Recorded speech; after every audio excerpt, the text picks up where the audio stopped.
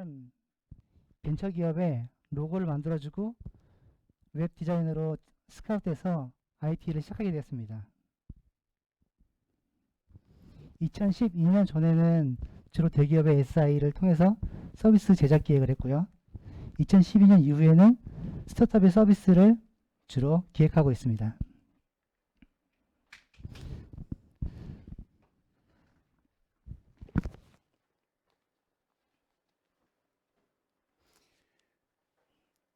네, 아이폰이 2007년에 생겼고요.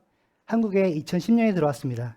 그리고 2010년부터 두 번째 스타트업 붐이 대한민국에서 일어나기 시작했습니다. 스타트업은 혁신적인 기술과 좋은 아이디어, 그리고 작게 시작하는 특성이 있습니다. 하지만 고성장을 통해서 고수익을 얻게 되고요. 1%의 성공률을 기록하고 있습니다. 하지만 스타트업에게는 그 1%가 바로 본인인 거죠. 스타트업의 서비스 기획에 대해서 설명드리겠습니다. 스타트업의 서비스 기획은 부족한 게 세 가지 있습니다. 첫 번째는 요구사항입니다. 대부분 스타트업 하시는 분들은 요구사항을 이 주요 5개 페이지 정도로 생각하고 있습니다. 서비스를 만들려면 보통 100페이지나 150페이지 정도 필요한데 주요한 페이지만 생각할 수 있기 때문에 요구사항도 없고 요구사항에 대해서 설명도 제대로 못합니다. 두 번째는 기술의 이해입니다. 서버 쪽이나 코드 쪽이나 전문적인 부분을 이해 못할 뿐만 아니고 서비스를 기획하면서 어떤 상황에서 참일 때 어디로 가고 거짓을 어디로 갔냐 하는 판단들이 계속 연속돼서 이루어지는데 이런 로직들을 보시면서 이게 서비스인가 미로인가 이해를 못하십니다. 세 번째가 예산입니다. 비용은 품질 곱하기 속도로 일치합니다.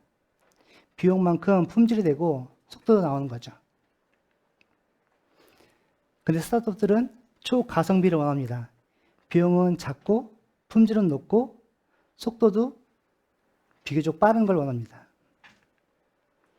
하지만 현실적으로는 비용에 맞게 품질과 속도가 나오고 비용이 조금 상승하더라도 품질과 속도는 변하지 않습니다. 이건 스타트업의 서비스 기획과 서비스 제작의 당연한 결과입니다. 하지만 서비스 기획자가 이를 해결할 수 있죠. 어둠 속의 빛처럼 해결할 수 있습니다. 첫 번째, 요구사항. 기획자가 알아내야 됩니다. 제안을 여러 개 하고 제안된 거에서 고르게 만들면 일은 많아지고 작업의 기간이 길어집니다. 제안을 했을 때 1과 2를 보면 서비스를 맡기신 분이 선택을 못할 뿐만 아니고 모두 다 좋기 때문에 모두 다 함께 모아서 이제 아주 굉장히 큰 서비스를 만들 가능성이 있습니다. 그보다는 린하게 제시를 하고 리뷰를 통해서 맞는지 안 맞는지 판단해서 맞지 않으면 다시 제시를 하고요. 맞으면 그대로 일부의 수정을 통해서 작업을 이어나갈 수 있습니다.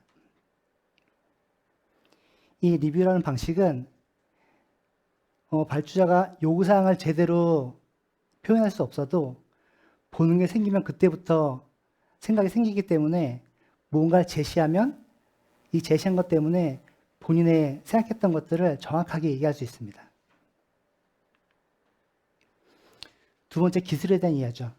기술에 대한 이해는 서비스 기획과 제작의 모든 과정을 거쳐서 서비스를 맡긴 분이 학습하는 기간입니다.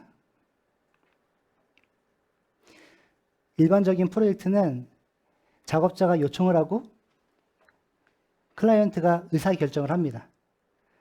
근데 요구사항조차 얘기할 수 없는 스타트업의 경우에는 의사결정을 못합니다. 그렇기 때문에 제시를 하고 리뷰를 한 과정에서 설명하고 같이 논의하고 의견을 나누면서 서비스를 계속 키워나가야 됩니다. 그래서 의사결정을 하기 위해서 정체되는 기간이 없이 작업하고 리뷰하고 작업하는 반복적인 과정으로 서비스 기획을 진행하고, 이 발주자 같은 경우에는 이 리뷰와 설명과 논의와 의견을 통해서 기술을 이해하게 됩니다. 세 번째는 예산입니다. 작고 품질 높게 서비스를 기획해야 됩니다. 비용은 그대로인 상태에서 품질을 높이고 속도까지 높일 수는 없고요. 속도는 스타트업의 특성상 매우 길어집니다. 3개월 동안 제작 기간을 잡고 6개월 동안 제작한 다음에 1년 이내에 서비스를 오픈하면 스타트업에서는 굉장히 잘한 겁니다. 이 비용이 변하지 않는 상태에서 품질을 높이려면 MVP 개념이 있어야 되고요. 이 MVP 개념은 최소 실행 가능 기능 제품으로 불립니다. 근데 최소 실행 기능 제품이 아닌 가장 중요한 기능을 만들어서 서비스의 가능성을 검증하는 게 MVP 개념입니다. 이 MVP 개념을 가지고 서비스를 작게 기획하면 비용은 동일한 상태에서 품질을 높일 수 있습니다. 서비스를 가지고 오는, 이제 서비스를 의뢰하시는 분들의 특징은 아이디어 단계에서 굉장히 원대한 아이디어를 이야기합니다. 이 너무 커서 이 지금 운영되고 있는 가장 좋은 서비스조차도 이긴다 라는 식으로 아이디어를 내시고요. 그러면 기획자는 이 아이디어를 듣고 진짜 이 서비스는 무엇인가를 정해야 됩니다.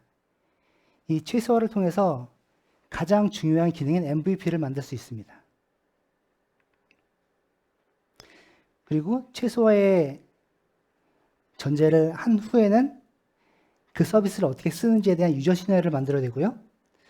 단적으로 카페 라떼를 카페에서 시킨다라고 하면 카페에 도착해서 주차하고 주문하고 운료받고 자리에 앉고 인터넷 쓰고 하는 모든 과정들이 유저 시나리오에 들어가게 되고요. 그 유저 시나리오가 서비스가 됩니다. 이 서비스 하나를 샘플로 해서 MVP를 정의하는 걸 보여드리겠습니다. 본 서비스는 자전거 기라는 서비스고요. 2012년에 실제로 제가 기획했던 프로젝트입니다. 자전거 경로를 찾는 거 있어서 커뮤니티를 통해서, 카페를 통해서 많이 찾는데 어디서부터 어디까지 어떻게 가나요? 글을 쓰면 어떻게 갑니다. 라고 해서 굉장히 많은 글을 쓰죠. 그러면 이걸 보고 자기 기억속에 넣거나 프린트해서 길을 찾아가게 됩니다. 이 외에는 어떤 방법을 하나 보면 네이버 지도를 가장 많이 씁니다. 검색을 해보면 네이버 지도와 TF하이크 2014년에 없어졌는데 TF하이크 2개로 검색한 결과 네이버 지도는 14.5km에 58분이 걸렸고요. TF하이크는 13.5km에 50분이 걸렸습니다. 근데 실제로 라이딩하는 경로를 지도에서 한 땀 한 땀 그려서 해보면 실제로는 10.6km가 나오고 43분이 걸립니다. 세 개의 경로가 다 다른 거죠. 그래서 자전거 길이라는 것은 실제 라이더들이 라이딩을 하는 길에 중복도를 가지고 만들어야 된다 하는 아이디어가 자전거 길의 아이디어고요. 그럼 이 서비스의 최소화의 정의는 라이더가 목적지를 찾아가기 위해서 경로를 봐야 된다 하는 걸로 최소화시킬 수 있습니다. 이 최소화시킨 거를 유저 시나리오로 만들어 보면요. 라이딩을 예정했고요. 그 다음에 출발지와 도착지를 적고 경로를 확인합니다. 이 과정에서 어디로 가면 좋을지에 대한 추천도 있고 전에 검색한 히스토리 있을 수 있고요. 또 경로 확인한 것을 즐겨찾기 하거나 그림을 저장해서 오프라인에서 볼 수 있기도 할 수 있습니다. 경로 확인한 이후에는 내비게이션을 통해서 음성 안내를 받을 수 있고요. 주행하는 동안 속도계를 볼 수도 있고 많은 걸 할 수 있죠. 근데 이 모든 걸 다 하려면 굉장히 오랜 시간이 걸리고 비용도 많이 들죠. 그래서 이 유저 시나리오 안에서 최소화로 정의했던 라이더가 목적지를 가기 위한 경로만 확인한다를 정해야 됩니다. 여기서는 출발, 도착지를 검색해서 경로 확인하는 것만 MVP로 잡습니다. 그리고 이 MVP를 실제 서비스 기획을 해보면 첫 번째 화면이 자전거 검색할 수 있는 화면이고요. 검색을 클릭하면 출발지와 도착지를 적을 수 있습니다. 그 결과 세 번째 화면처럼 맵을 통해서 경로를 확인할 수 있죠. 화면이 3개밖에 안 나오는데 물론 개발 과정에서는 서버 작업이나 아니면 GPS를 수집하는 작업들, 여러 작업들이 있지만 사용자 화면의 MVP를 잡으면 새 화면으로도 할 수 있습니다. 물론 여기에는 개인화 작업이 없기 때문에 회원 가입이 없어도 되고 로그인도 없어도 되기 때문에 매우 짧게, 매우 작게 만들 수 있죠. 이렇게 단순해도 되냐 하면 서비스는 사용자 마음에 오는 것입니다. 사용자가 원하는 것, 그것을 제공해 주는 게 서비스를 잘하게 하는 것이지 기능이 많고 쓸 것이 많은 것이 좋은 서비스는 아니죠.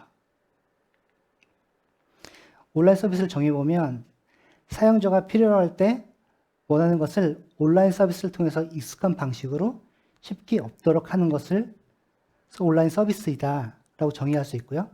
이 기준에 맞춰서 스타트업의 서비스를 만들면 아이디어에 대해서 MVP를 잡고 그 핵심적인 서비스를 사용자가 원하는 방식으로 쉽게 얻을 수 있도록 기획할 수 있습니다. 그럼 서비스가 이렇게 단순하면 수익 모델은 어떡하냐? 좋은 서비스는 다리와 같습니다.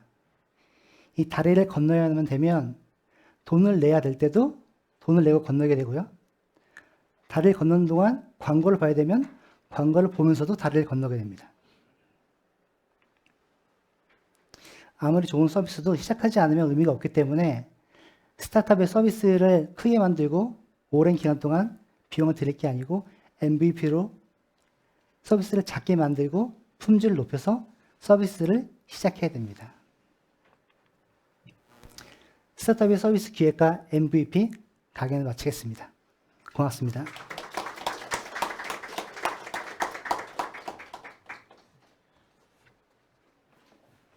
15분 정도 남았는데 혹시 Q&A 받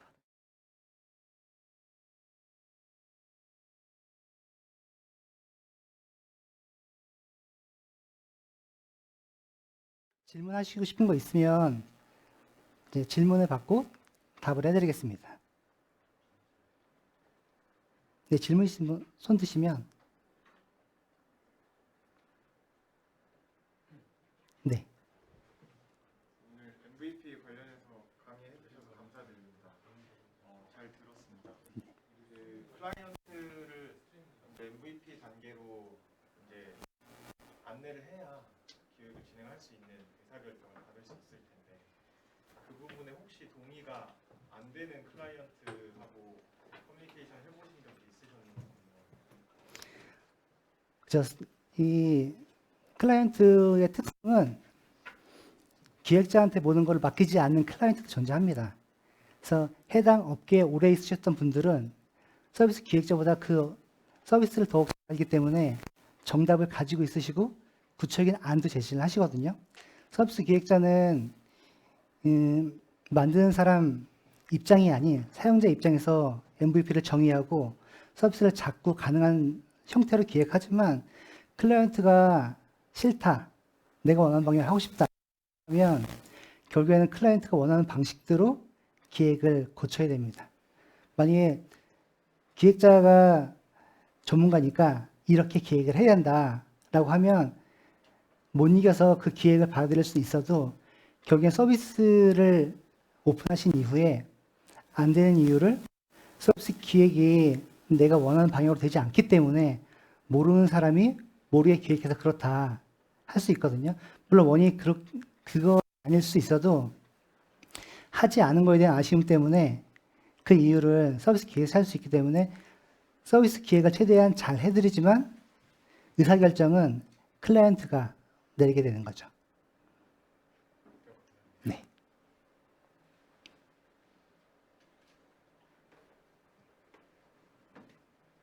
네, 또 질문 있으신 분?